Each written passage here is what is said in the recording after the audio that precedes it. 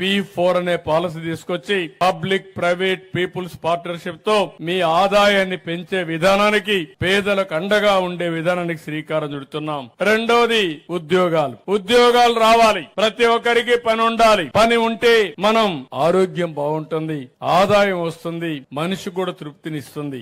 ఇప్పుడే ఒక టీచర్ ని బేగం గారిని మీరు చూశారు. ఆవిడ మాట్లాడినప్పుడు నేను దినానికి 3-4 గంటలు కష్టపడుతున్నాను, దీని వల్ల నాకు ఆనందంగా ఉంది. కొంతమంది అన్నా నాకు మానసిక వికాసం ఉంది, నాకు స్ట్రెస్ లేదు, ఏదో ఒక పని ఉందని చెప్పే పరిస్థితికి వచ్చింది. ఇది యథార్థం. అందుకని ఈ రోజు పనికి కూడా నేను చూసింది, దీన్ని పెద్ద ఎత్తున ప్రోత్సహిస్తున్నాను. ఏదైతే ఈ రోజు మీరు ఆలోచిస్తున్నారో వర్క్ ఫ్రం హోమ్ అనేది ఒక విధానం కావాలి. మీకు అవసరమైతే స్కిల్ డెవలప్మెంట్ కోసం ప్రత్యేకమైన శ్రద్ధ పెడతాం. కంపెనీలు కూడా తీసుకురావడానికి ప్రోత్సహిస్తాం. మీ ఇంట్లో మీరు కూర్చొని చదువుకున్న వాళ్ళు పనిచేసే విధానానికి శ్రీకారం చుడతామని చెప్పి కూడా నేను మీకు తెలియజేస్తున్నా. చాలా మంది ఆడవాళ్లు ఉన్నారు. ఒకప్పుడు డాక్రా సంఘాలు పెట్టాను, పొదుపు ఉద్యమం నేర్పించాను. ఆ రోజు అందరూ నన్ను ఎగతాళి చేశారు. ఏంటి ఈ డాక్రా సంఘాలు ఏమైనా చేయగలుగుతారా, వీళ్ళు ఏం చేయగలుగుతారు అని అంటే, ఏం చేస్తారో చేసి చూపిస్తారని చెప్పాను. నేను ఆ రోజు వేసిన విత్తనం ఈ డాక్రా సంఘాలు మా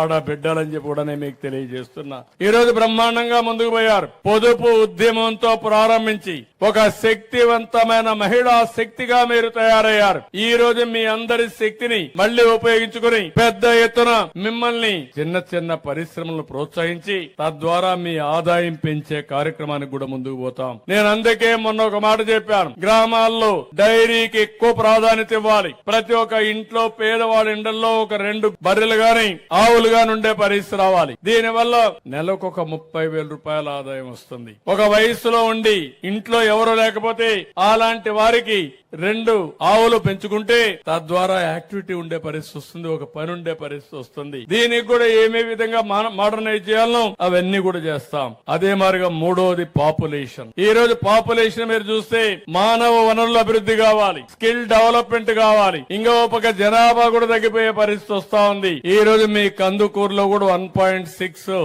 ఫెర్టిలిటీ రేట్. ఒక దంపతులు 1.6కు మాత్రం జన్మనిస్తున్నారు. అంటే 2.1 ఉంటే రీప్లేస్మెంట్ లెవెల్. మీ ఊర్లో మీరు చూస్తా ఉంటారు, జనాభా తగ్గిపోతా ఉంటారు. ముసలి వాళ్ళు ఏజ్ అయిన వాళ్ళందరూ ఉంటారు, చిన్న పిల్లలు కనపడరు. ఉన్నా కూడా కొంతమంది బయట వెళ్ళిపోతారు. కడాన ఊర్లన్నీ కూడా పాడుబడిపోయే పరిస్థితికి వస్తా ఉంది, చూసుకునే వాళ్ళు లేక.